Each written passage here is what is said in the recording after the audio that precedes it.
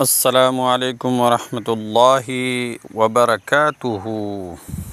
بسم الله الرحمن الرحیم. ټول تعریفونه د رب ذوالجلال د فاره چې خالق او مالک او پروردگار د کل عالم دی، او درود پاک په خاتم الانبیاء د مدینی جانان حضرت محمد صلی الله علیه وسلم باندې. امید د رب ذوالجلال نه ساتمه چې تاسو به روغ جوړ یئ، په صحت به برابر یئ.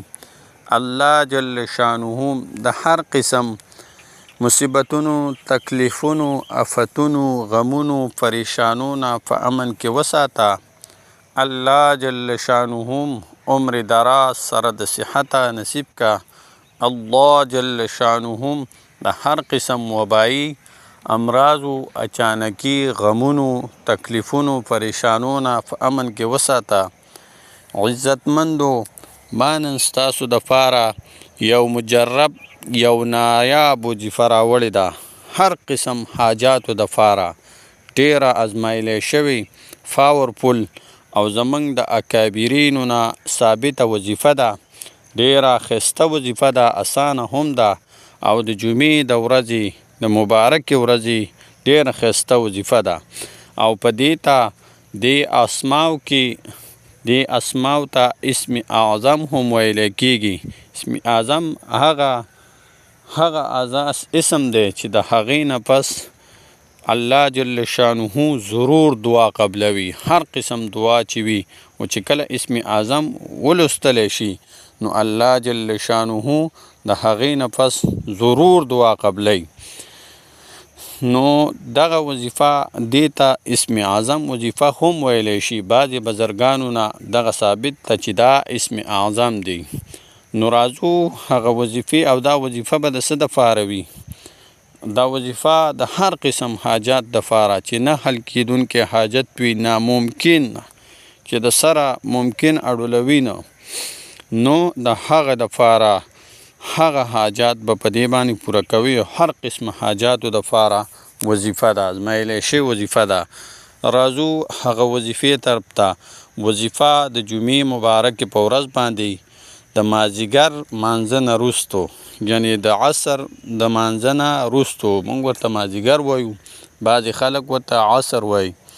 د هغې نه وروستو چې کله تاسو مونځ وکئ په هغه ځای باندې به کښېنئ، مازدیګر لمونځ نه بعد به کښېنئ او درود پاک په نبي علیه السلام باندې ووایئ. دا درود پاک ویل ځکه دي چې کله وی د کمې دعا نه پس او مخکې یا وروستو څوک درود ونه وایي نو دا دعا بره لاړه شي، خو د ځمکې او د اسمان په منځ کې ځوړنده وي.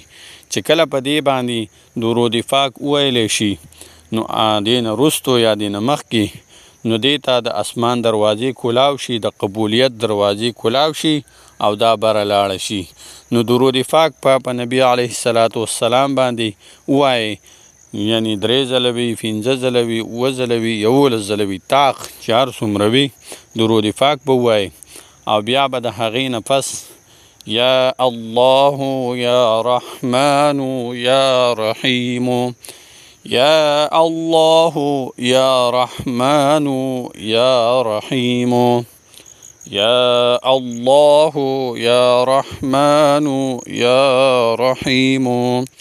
دا به ووایئ چې څومره وخت تاسو نه کیدی شي د انوار د پرېوتو نه مخکې چې هر څومره پیرې تاسو وویله، بیا به د هغې نه پس درود پاک په نبي علیه السلام باندې ووایئ.